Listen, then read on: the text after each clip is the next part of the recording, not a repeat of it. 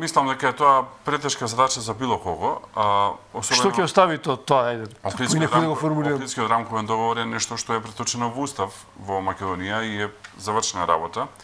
Во однос на овие два договори, едниот со Бугарија и другиот со Грција, има две суштински разлики. Првиот е дека во договорот со Бугарија е оставена можност една од двете страни да излезе од договорот со информација од другата страна и во рок од една година може да се раскине тој договор. За жал, таква работа нема во договорот со Грција.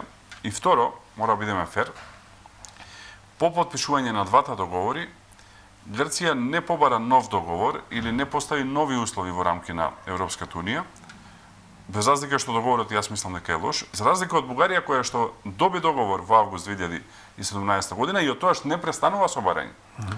Ние суштината на проблемот со Бугарија е што ние денес не знаеме што се барањата на Бугарија.